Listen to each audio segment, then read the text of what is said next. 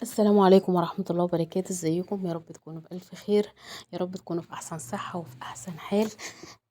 من أحسن الوصفات اللي أنا بعملها للبسكوت هي الوصفة دي، ما بغيرهاش، بقالي كذا سنة بعملها. إن شاء الله الطريقة تعجبكم جدا. ده بسكوت الزبدة بالقمع، إن شاء الله الطريقة تعجبكم. بسم الله الرحمن الرحيم. هنبدأ بقى. جبت هنا 600 جرام من الزبدة. خلاص، زبدة بدرجة حرارة المطبخ. يستحسن طبعا تكون بدرجة حرارة المطبخ، ما تكونش جامدة، عشان خاطر تعرفي تضربيها بالمضرب، اما المضرب ما يكسرش ويبوظ. خلاص، وهبتدي ان انا اكسرها كده، لو تكون مكعبات كمان يكون احسن. وهننزل عليهم ب 400 جرام من السكر البودرة. السكر ده انا يعني ضربته في البيت، طحنته في البيت. خلاص، وبنبتدي ان احنا نصفيه بالمصفى عشان يبقى كله ناعم. هبتدي ان انا اضربه كده. طبعا هنا لقيت البولة ضيقة جدا على السكر والزبدة، فابتديت ان انا اجيب طبق كبير بقى واسع انزل بيه. طبعا انت ممكن تعملي نص المقدار، انا النهارده هعمل كيلو من الدقيق. طبعا هنا لقيت الطبق ده حلو بقى ومناسب، فابتديت ان انا اشتغل فيه زي ما انتوا شايفين كده لحد ما الزبدة بقت كريمي.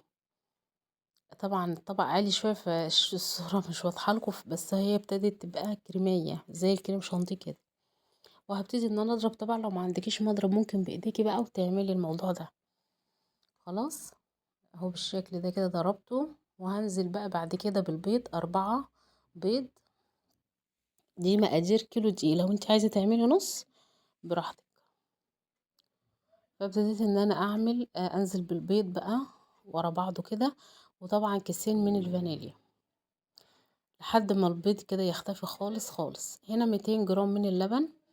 لبن برضو يعني من درجة حرارة المطبخ، ولا سخن ولا من التلاجة. وابتديت ان انا اضربهم لحد ما اختفى معايا. ان شاء الله المقادير دي هتعجبكم جدا جدا. خلاص، هنا بعد كده بقى هبتدي ان انا حطيت الكيلو من الدقيق.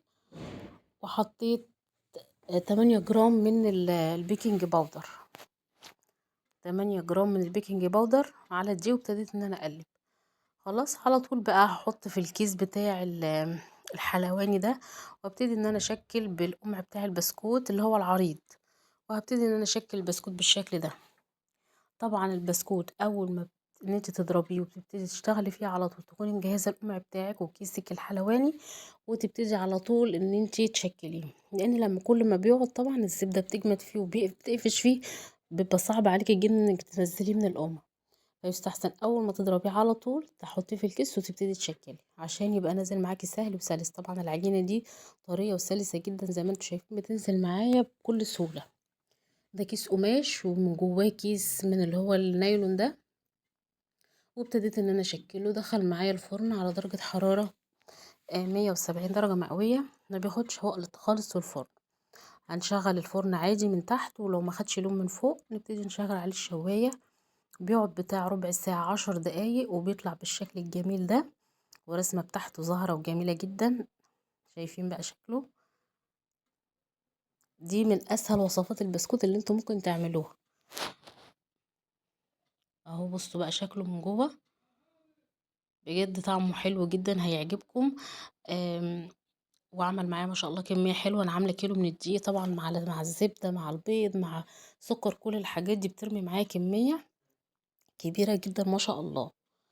خلاص، طبعا هتقدري تحفظيه بقى في اي حاجة مقفولة. وما تنسوش بقى تعملوا لي لايك وتشتركوا في القناة. والسلام عليكم.